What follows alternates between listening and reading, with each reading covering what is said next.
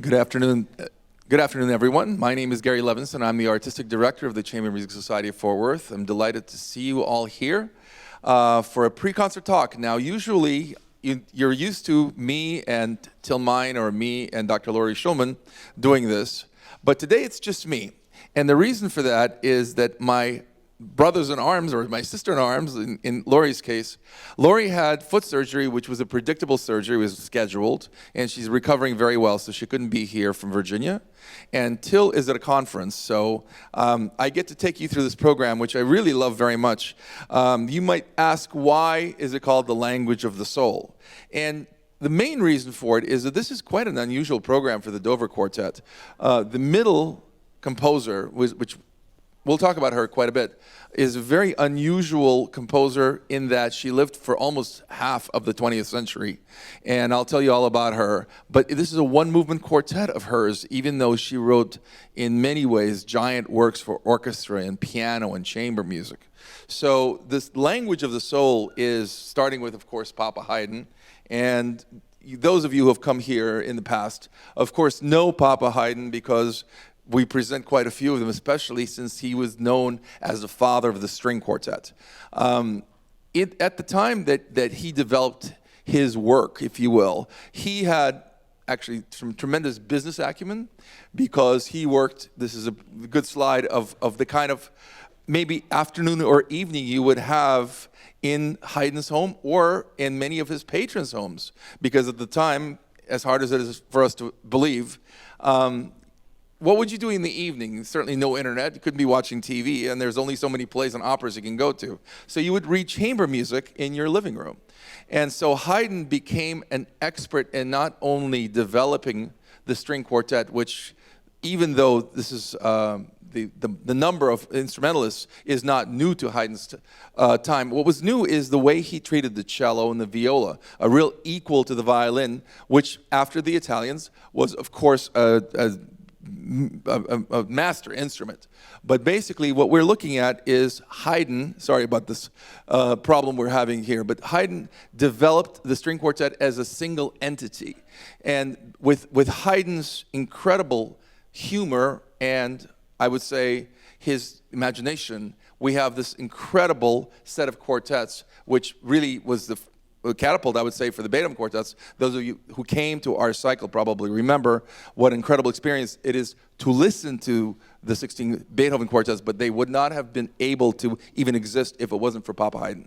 So the first example we have of this one is the Opus 51, which is incredibly strong and in some ways almost a chorale-like four-square first movement. It doesn't really have direction, it sort of sits there. So let's listen to the first example and then we'll talk about it in a moment. It's more like a folk tune. Number one, please.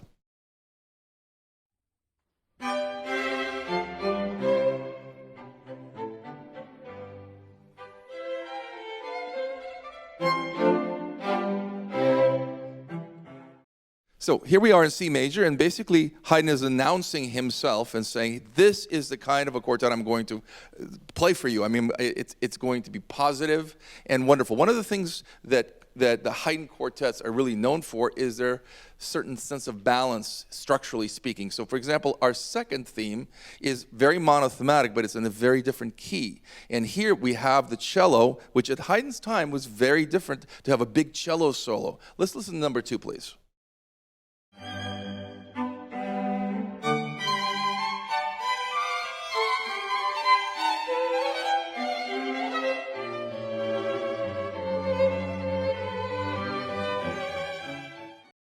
So you can see that the cello has a big leading role here.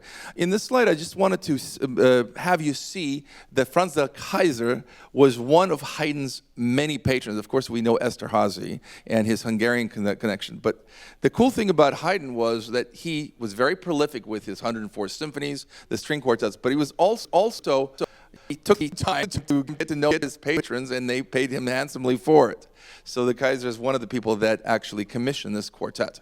All right, let's look at the development, which is number 3 in the first movement. And this is Haydn saying that he's got the kind of structure that maybe even the Baroque masters such as Bach would have had. Here he is using the same motive as counterpoint in that first example. Number 3, please.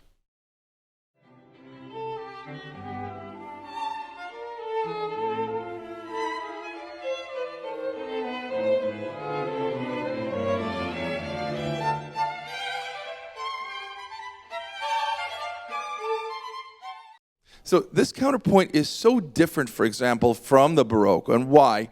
Because first of all, he's still in C major, but there's a transparency to the counterpoint, which, for example, in Bach might be a lot thicker. When you rehearse something like this, and I think the Dover would probably agree, one of the great things about Haydn quartets is that transparency and the ability of different ranges of instrument to still all be heard at the same time. It has very little to do with dynamics. It really has to do with the way Haydn scores it. A really remarkable and kind of a unique thing that Haydn invented himself. Our next example is the slow movement. Now, theme and variations became very, very famous in Mozart's time, but Haydn, of course, used it all the time in his piano sonatas as well. This is a really interesting variation. It's the third variation, and you can hear the theme that we just heard, but in a chromatic way in the cello, which is underneath, and the viola is actually in a different register. When we get to the next couple of composers, I'll tell you more about viola, but let's listen to this example. Number 4, please.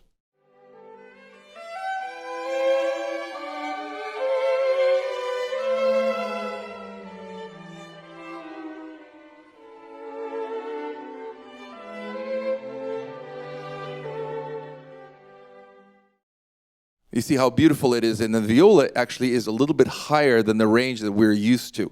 Take a look at this slide. I don't know if everybody can see, but here on my right, I guess your left, he says 2 violins tenor and violoncello obbligato. Obbligato means just like a secondary line.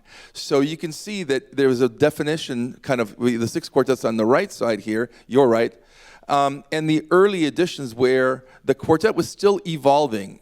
And I think that basically Haydn was the one that came up with the idea of 4 equal instruments instead of the bass voice being sort of an accompaniment to the soprano voices, which just came out really of the Baroque. And it's one of those things where to our ears it would be almost impossible to imagine the Haydn string quartets not being equal, but like even Boccherini before him, for example, would write very different lines. During the pandemic, we actually recorded some music by Chevalier de Saint-Georges, the French composer. And even though that's maybe 20, 30 years prior to Haydn, it was a very different treatment of the soprano instruments versus, if you will, the lower instruments and the viola. Okay, there's a minuet here that I think we should listen to, and it's a very different character. Now, we are still in the classical period where we have a minuet and trio as opposed to the scherzo that Beethoven developed himself. So the main theme here is very energetic, and it's very positive again, but it's straining towards that idea of the scherzo, because scherzo in Italian, of course, means joke. So let's listen to number 5, please.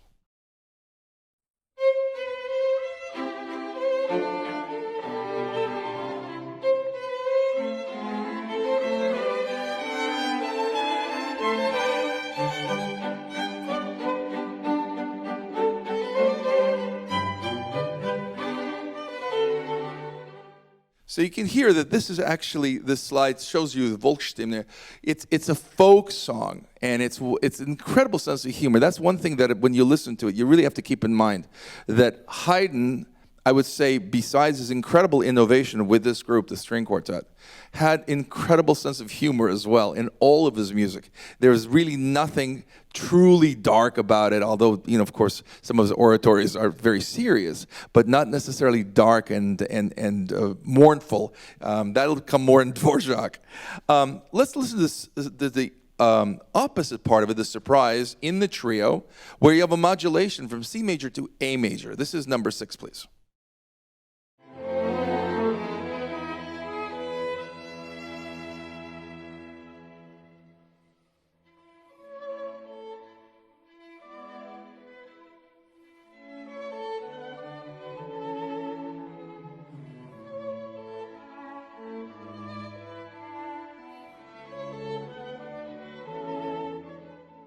So this music is actually quite effervescent. It's really interesting that someone who would write for 4 instruments would actually have that kind of texture. If we didn't know that this was Haydn, this could have easily been Ravel or Debussy. I mean, it is really such a beautiful and wonderfully light way of writing. Now, the finale in almost all of the Haydn quartets is a big virtuoso showpiece for the first violinist. In fact, as a violinist, I can tell you that in many ways dread learning the last movements of string quartets by Haydn because they're so awkward and they're so difficult to play. When you listen to the Dover, you'll hear that it's really easy, but I promise you it's not. And in this finale, it's just a dazzling set of triplets for all of the instruments, including starting with the first violin. Number 7, please.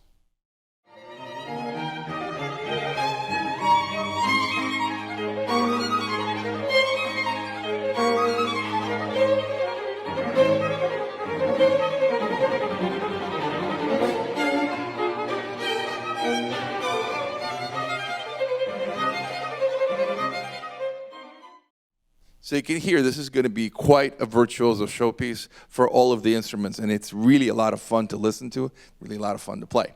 Okay, let's move on to Mrs. Amy Beach. I have to tell you personally, I really adore this composer. And many people don't even know that she existed, which is really a pity because she's one of America's greatest 19th century composers, though, as I said before, she did live very much into the 20th century. She was a prodigy. I'm not going to sort of recall the entire bio, which is in your programs. You enjoy that. But I will tell you, she was playing as a soloist with the Boston Symphony, I believe, at the age of 16, and she started composing at the age of 7, you know, in New England. This was an unbelievable thing in her time. And her music it really ranges from ethereal to gigantic. I mean, her style can be sometimes compared to Wagner, sometimes compared to Brahms, and sometimes compared to Samuel Barber. She was an incredible talent, and her life, I think, in some ways, one can think about her life as in 3 separate parts. The prodigy until she became 18, then she married her husband, and the husband basically, for various reasons, asked her to perform and focus on her composition, but not show it to anybody. So it was really a complicated relationship. And in some ways, our knowledge of Mrs. Beach was catapulted to the fore with his death, because she could kind of do what she wants. and then we could actually enjoy a lot of her music that was sitting on her piano and not to really be discovered. So I actually only have, believe it or not, this slide of Mrs. Beach. For whatever reason, there are very few photographs of her. Maybe she was shy. But certainly her music is not shy. So let's look at this quartet, she wrote several quartets, but this is a one-movement work. And it's a very interesting work because this next example is an Alaskan tune, okay? It's a Native American tune, and you can imagine that in the early 20th century, it would be very difficult to hear or even research Native American tunes from Alaska if you were in Boston. So it's a very interesting sort of a whole tone scale tune. And let's just listen to it and we'll talk about the vocabulary in a moment. Number 8.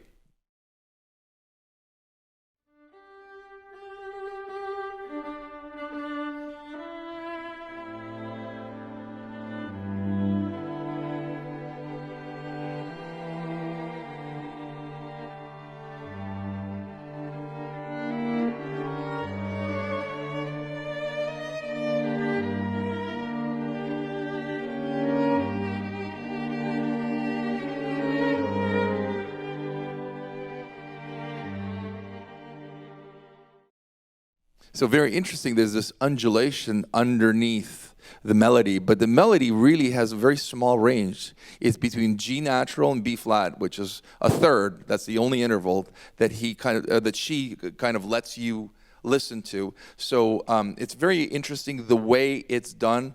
Obviously, if you think about Native American music, the composer that comes to mind is Dvořák, because he came to Iowa and he was fascinated with spirituals. Now, we will have Dvořák, as you know, for our next composer, but I think the treatment of the music with Mrs. Beach is completely different. It's a little less of heart on your sleeve, and it's a lot more about kind of keeping you in the world of the small interval and just listening to the color of these intervals and really the color of the strings. Really interesting treatment, and I think you'll really love this one movement work. I have one more example, which is a little bit later, and it is completely different from what we just heard. It is a tarantella. Now, you I'm sure I'll remember what a tarantella is, because the Italians came up with the tarantella, saying it's the dance that one does when, as a farmer, for example, when you get bitten by a tarantula. I think it's kind of cruel, but it's a great dance. So here's number 9, please. Let's listen to that.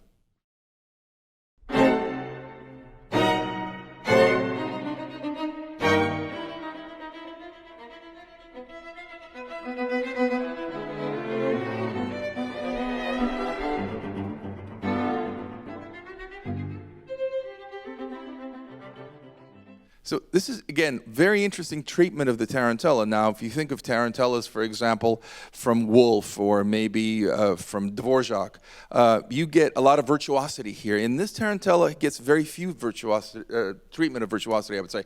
And the main reason for that is because Mrs. Beach has you repeat notes. In this example that we heard, for example, you have a bunch of G's, you have a bunch of B flats. They're repeated notes. So the idea of virtuosity on one note is kind of difficult to handle. So I think that that's one of the more unique things when we listen to this one movement quartet. Let's move on to Dvořák. I mentioned him before. This is his birthplace. And before we even get into the quartet, I need to tell you that Dvořák is, of course, a legend in the Czech Republic. But if it wasn't for Johannes Brahms, probably would not have been known too much outside of the Czech Republic, because Dvořák was a relatively shy composer. He was a really good pianist, and he composed throughout his whole life. But in those days, well, how do you get known outside of Czechia and Slovakia, which is what they're called now? Austro-Hungarian Empire, of course, was a little bit later and different. But Dvořák sent a score, actually a number of scores, to Brahms to a composition competition. And Brahms, being on the jury, of course, looked at a bunch of scores, and he picked out Dvořák's scores, basically saying that this is unique and extremely special writing. Now, you need to really appreciate what that means if you're looking at a piece of paper. Again, in our time, you know, a composer might send you an MP3, videos, everything you can possibly imagine to make your music come to life. But in the time of Dvořák, all you could do is send somebody a score and hope that they can really figure out from other scores whether this was derivative, special, unique, talent. And Brahms, fortunately for all of us, figured it out almost immediately. In fact, Dvořák was so grateful to Brahms for kind of discovering him. Later in life, they used the same publisher. He ended up having Brahms edit many of these quartets. So much of what we have now coming down from the critical editions, if you will, of Dvořák was in fact in Brahms's hand. And this collaboration was an incredibly great thing, I would say, for both of them, but certainly for Antonín Dvořák. So in this quartet, we've got an opening idea, very different from the other quartets, I would say, because it's rather orchestral and it's rather thick. Usually, the Slavic ideas of Dvořák have to do a lot with first violin or viola. You know, it's a bunch of solos with accompaniment. But this is the entire group, very orchestral, playing this first idea. Let's listen to number 10, please.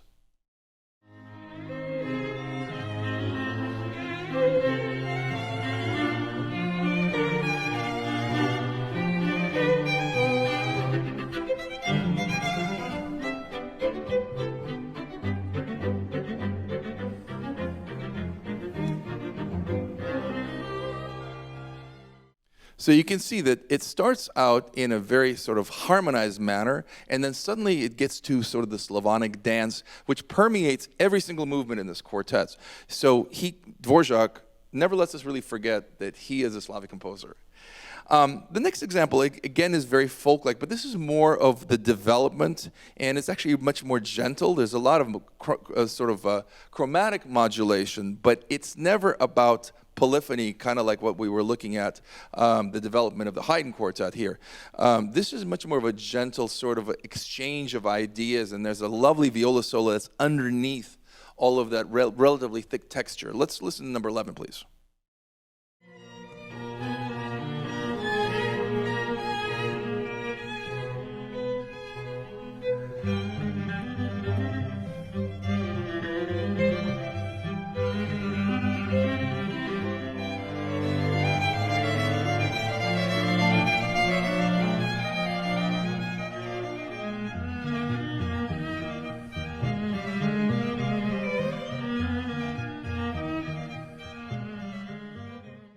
So I want to say a few words before we get to the next example about Dvořák's love of viola. Those of you who come here regularly, you know that we present quite a few composers actually who love viola, and the viola is a huge favorite of 20th century composers. But Dvořák and certainly Mozart were both in love with the sound of the viola, and we often wonder, well, why would these composers want that sound? Very difficult to really say for sure. But I really believe it's because of all the string instruments. The viola is really the only instrument that kind of straddles two different tonal worlds, the tenor world and the alto world. So if you think of like the chorus, you have different voices, the altos and the tenors. Well, the viola is the only string instrument that can do both. And especially some of the Baroque violas that you've heard here, some of the instruments from the 1600s, they're really set up for the lower strings to be those alto strings, and then the upper strings to be the tenor strings. So I think you'll hear in this quartet a real use and love for the viola because of that tonal color. All right, number 12 is a dumka. So I should explain what a dumka is if we can just kind of move on to these slides. The dumka is kind of unique, I would say, to the world of Slavic composers, not just Dvořák, Smetana used them as well. And the definition, I would say, is sort of a thoughtful musical idea, which is in some ways melancholic. And what we need to remember is it's not a question of the melody moving forward or back. It's really all about kind of painting a picture, a musical picture, and sitting in it. So, for example, this dumka is very interesting because it's conversational. Usually the dumkas, there's one statement, the dumka, and then the other instruments which talk about it and kind of come back and have an idea about that statement, maybe a comment on it. Well, this is a conversation between violin 1 and viola. Let's listen to that example, please, number 12.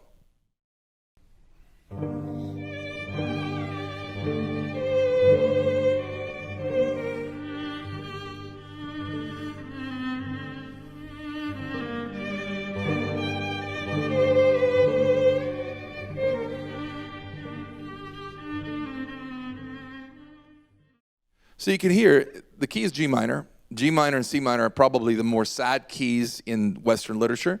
But in this case, I'm not sure it's meant to be sad. I think it's meant to be melancholy. And it's kind of like two instruments maybe reminiscing about the past.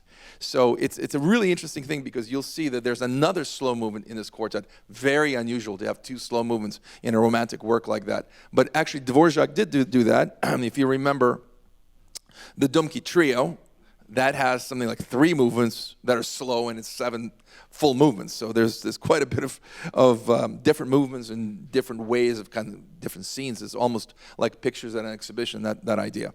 Okay, the next movement is a complete contrast. It's a vivace. It's a crazy dance. And before we hear that, I just want you to see that Gene Becker there, the first violinist of the Florentine Quartet, commissioned Dvořák, but as I understand it, he actually didn't pay him for it. It's the most perfect commission. Get somebody else to pay for something you want written. So the publisher actually paid for it, but the Florentine Quartet said, hey, I'm such a big fan of your music. You've written all these other quartets. How about Opus 51 just for us? And Dvořák obliged, and we have that collaboration. We were very lucky to have this great quartet. Let's listen to number 13, the Vivace.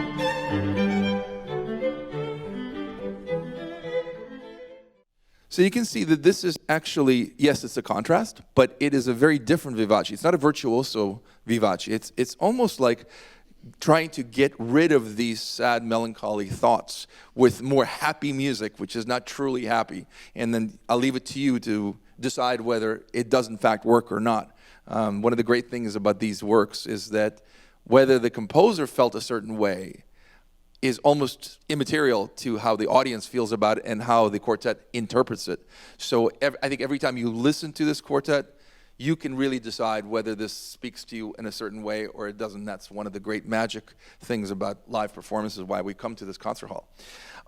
So I promised you a second slow movement, and that's called a romance. Now, a romance is not at all what it sounds like. It has nothing to do with romanticism. A romance is simply, it's a song. Schubert, of course, had his lieder. This is a romance, and it's very songful, but it's also very dense. And I think one of the very exciting things about this quartet is it never really relaxes that density. The entire thing is relatively orchestral. It's set in a very small range of intervals, and there's a lot of density to the music, which actually gives it a wonderful viscosity. And I think as a listener, we really enjoy that richness. So let's listen to number 14, please.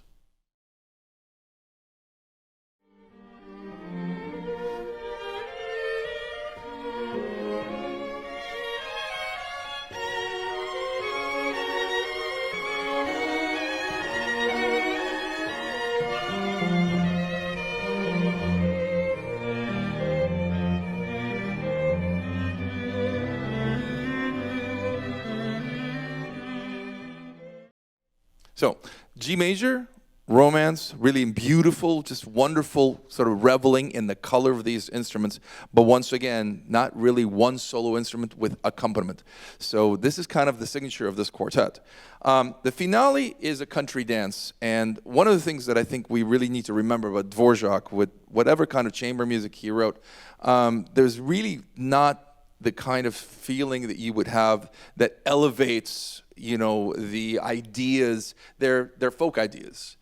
He was so proud of his countryside, the villages. When I was in Czechia, the locals would say, if you need to explain the Czech people and the Czech nature to people outside of Czechia, you tell them the following: we're very happy having one beer for 3 hours. It's more than enough. Not a big deal. So they're sort of simple people, but as you can see, gorgeous architecture and really a plethora of imagination in this quartet. Let's listen to number 15, please.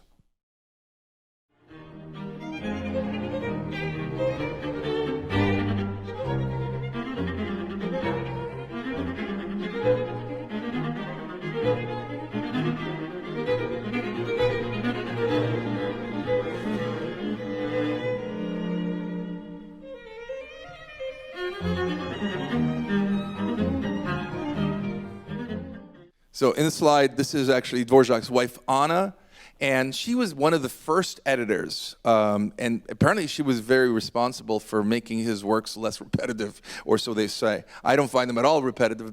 Maybe that's because she did such a great job with the editing. So she was a pianist, and she was actually very helpful in him being acknowledged by the rest of the world. Our final example is the very last part before the coda, and it's really, again, orchestral, sort of the culmination of the entire quartet. A lot of imitative counterpoint, but not fugal, and a lot of modulations. What's interesting about the scales that you have in Dvořák's language is it's firmly, of course, in tonal music, and the kind of music that you would expect from Brahms and Smetana and Janáček. But he always throws in some kind of a surprise, some kind of an interval that you would not expect in the passage. So listen to this imitative development of the last example we have, please, number 19.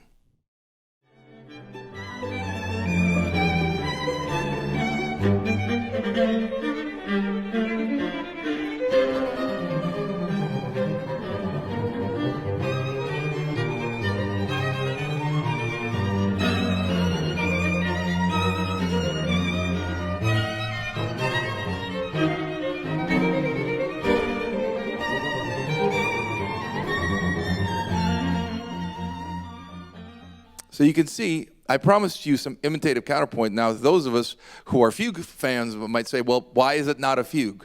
Well, the reason it's not a fugue is because a fugue has to have very specific rules, which this one doesn't have, and it doesn't need to have, because, as I said before, this is imitative, frequent modulations, strange notes, and it's supposed to get you more excited about the finale of this work. I think you're going to really love this quartet. The Dover Quartet really needs no introduction. We love them. They've been here every year, I think, for the last 4 or 5 years. And I think this is a remarkable program. I'm really excited to hear it, and I hope you enjoy. Thank you for being here, and enjoy the 2 o'clock concert. Thank you.